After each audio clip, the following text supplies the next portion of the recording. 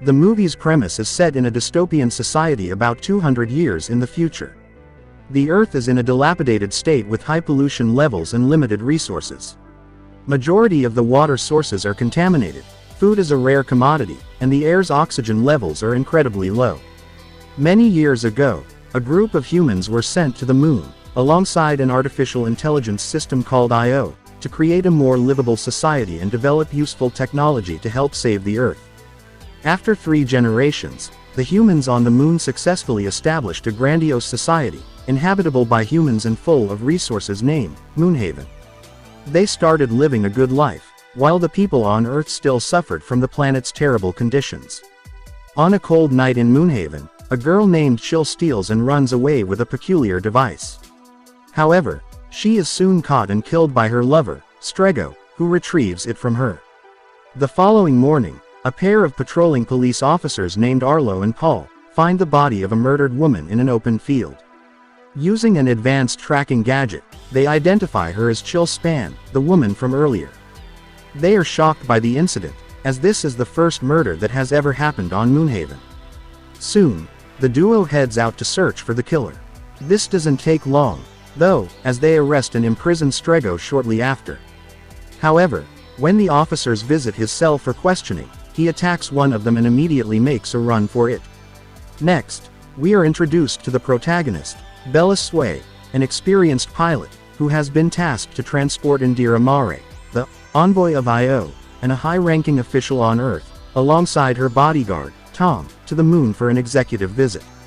Before they commence their journey, Tom engages Bella in a little chat, breaking the ice as the two get friendly. Soon, Indira arrives, and the trio embark on their journey to the moon. On the ship, Bella receives a call from JT, a friend of hers on Earth, who asks her to smuggle a psychedelic drug named Singer from the moon back to the Earth. At first, she is skeptical, but when JT insists a lot, she agrees. In the next scene, the aircraft finally lands on the moon after a long trip. Bella remains on the aircraft while Indira, accompanied by Tom, heads out for a meeting with Council Chair, Mate, the ruler of the moon's human society.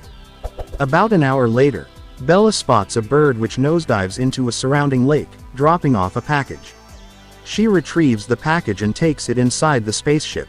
On opening it, she finds the Singer, which she was tasked to smuggle to Earth. Just as she keeps the package in a hidden drawer, Bella sees 2 policemen knocking on the aircraft's doors via the surveillance cameras. Curious to find out what they want, she opens it, letting them in. The officers turn out to be the same ones that found Chill's body, and they have come to bring her in for questioning. Bella is confused as to why she's being asked to come along with them, but she obliges nonetheless. On getting to their quaint precinct, she learns that her sister, Chill, was murdered the day before. However, the news doesn't faze Bella, as she didn't even know of her sister's existence because her mother left for the moon right after Bella's birth. In the following scene, Bella is taken by Paul to see Chill's adoptive sister, Asus.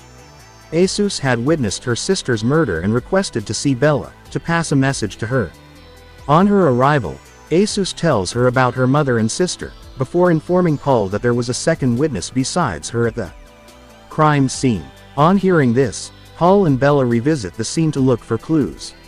There, they spot a figure watching them from the woods. The duo swiftly runs after the stalker. Soon, they reach a wall demarcating the livable human-conducive area from the rest of the moon. Despite Paul's warnings, Bella goes past it, crawling through a nearby hole in pursuit of the stalker.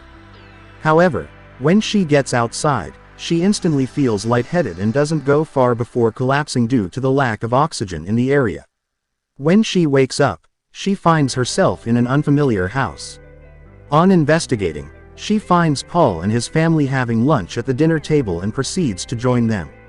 In the process, she learns a bit about their culture on the moon, such as their strange cuisines as well as the various dances they offer to bereaved families.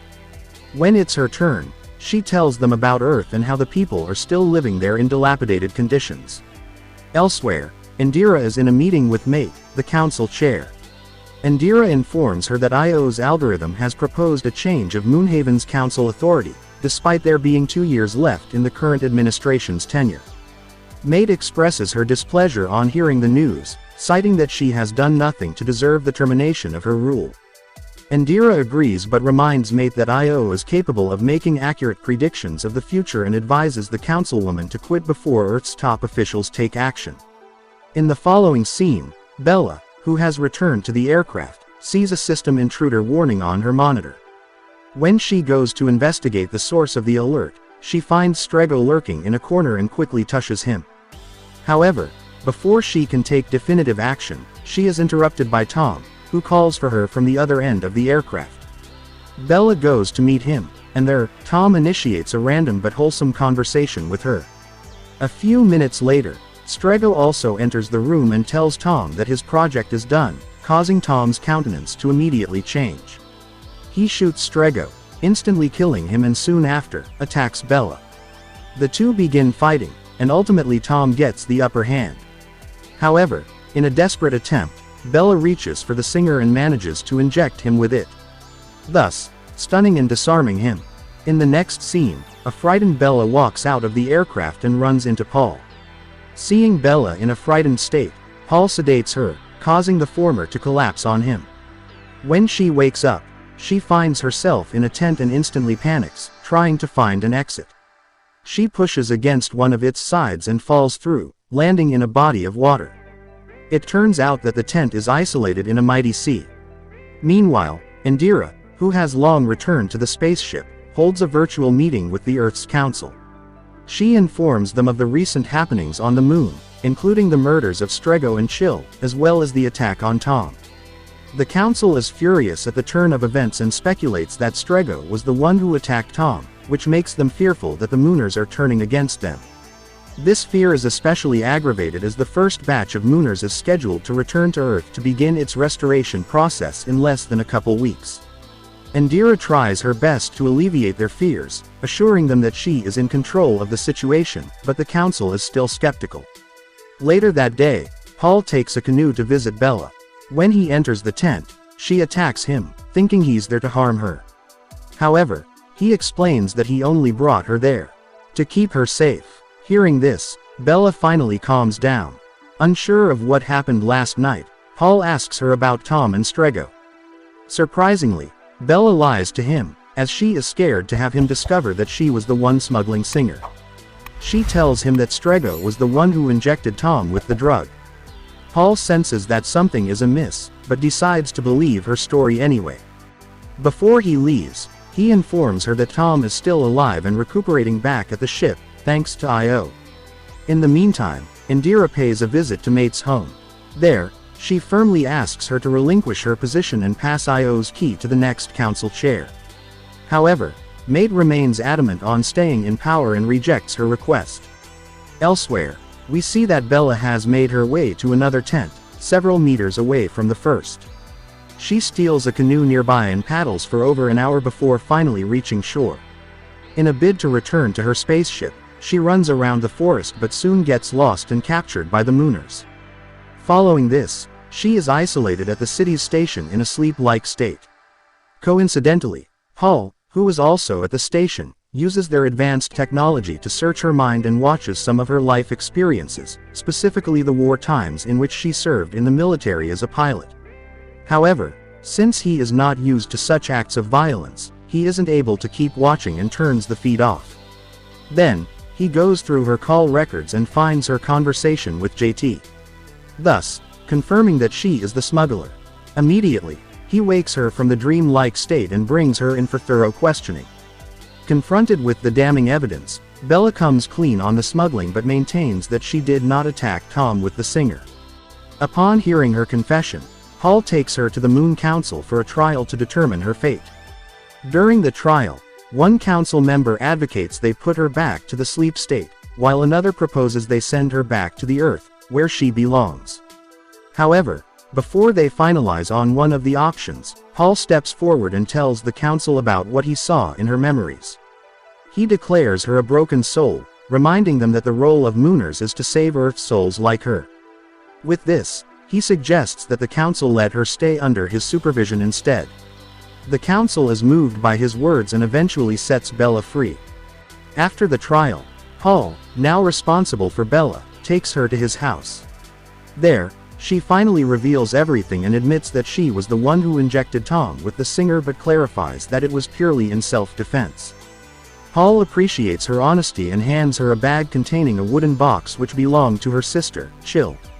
Inside, she finds a collection of her mother's things, including a strange-looking projection device. When they switch it on, they find a pre-recorded message from Chill, warning them that the Mooners were never going to save the Earth. She also mentions that the bridge, which is the transport of the Mooners to the Earth, is a trap. The message leaves the duo in awe as they stare at the projection in disbelief. The following morning, Paul visits his partner, Arlo, in his house to tell him about Chill's ominous warning from the recording. Paul panics at the severity of the issue, but Arlo comforts and reassures him that they will eventually discover the truth. When Paul leaves the house, he finds a girl dressed in officer's clothing waiting for him outside.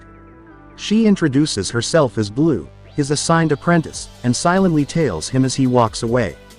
Meanwhile, Bella goes to meet Indira to inform her that Tom is a double agent who is in cohorts with some Mooner rebels trying to sabotage the bridge. She recounts what happened on the night of the attack, explaining that Tom tried to kill her because she witnessed Strego speak to him. However, Indira does not believe her, declaring that Tom would never betray her. Right then, we get a flashback to Indira's past, at an IO training facility. There, a teenage Indira meets another student named Basta. The two girls instantly hit it off and become best friends. Their stay at the facility is generally peaceful and quiet. However, one day the facility is attacked by a group of terrorists. Indira and Basta enter a hidden room to hide from the armed men but are quickly discovered by one of them. Much to Indira's surprise, Basta joins him and leaves, revealing that she is one of the terrorists. Back to the present, Bella returns to her ship and retrieves the package which the singer was contained in.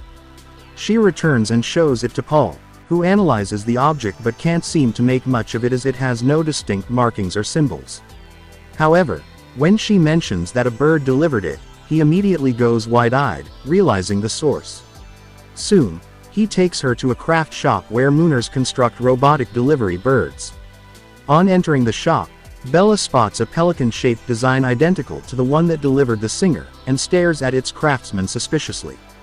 Just then, the man sprints out of the shop and into a nearby forest while Bella quickly chases him in hot pursuit, with Paul trailing behind.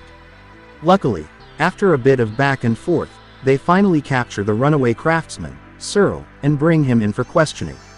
At the precinct, they ask who he's working with, but Searle is uncooperative and denies being involved.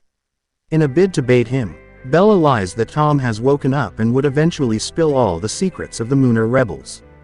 However, Searle remains silent and is eventually allowed to leave the precinct when they realize that he won't budge. As he leaves, Paul asks Blue to spy on him, just in case he does anything suspicious. Later that day, Paul and Bella engage in a little argument over the intentions of the Mooners. Bella is certain that some Mooners are trying to sabotage the bridge with the help of Tom, as they want to keep the paradise they established away from Earth. But Paul, who blindly trusts his people, does not see reason and swears that the Mooner would never do that. In the following scene, Mate and Indira enter the IO authorization chamber. The chamber permits access to foreign aircraft to enter the Moonhaven and requires authorization from both leaders. Without their unanimous consent, no ship can land in the haven. Mate and Indira initiate the authorization process in anticipation of the arrival of a fleet of aircraft, which are to convey the first batch of Mooners to the Earth. However, at the last authorization stage, Mate has a change of heart and withdraws her consent. Thus, canceling the endorsement as she storms out of the chamber, giving Indira no explanation. Confused, Indira reports the matter to the Earth Council, who become even more anxious over the situation as patience is running thin on Earth, with humans expecting the Mooners to arrive soon to recuperate the planet. In the following scene, Bella, Paul, and his daughter, Ilna, are walking through the woods when Paul receives a nearby distress signal from Blue. They quickly trace the signal and find her lying amongst some shrubs in the forest. She informs them that Searle caught her stalking him in the woods and then tried to kill her. However, she fought back and luckily managed to knock him out. The group helps her up and after this, they trace Searle's footsteps to a nearby cave. In it, they discover that some Mooners have removed their implants, which are small pebble-like trackers that help IO monitor each individual's movements and activities, hence making them untraceable. The group brainstorms why they would do this, and soon deduces that Searle must have told them about Tom's recovery. Therefore, they realize that the Mooners are planning to attack Tom. Wasting no time, Bella and Paul quickly head to Indira's house, accompanied by a squad of officers to protect Tom, who is still in a coma. Early the next morning, a masked Mooner attacks a guarding officer right outside the house, sedating her. The episode ends as the rest of the group slowly encircles the house, preparing for an ambush. Subscribe for more videos like this, turn on the notification, and leave a like to help the channel out. Thank you for watching.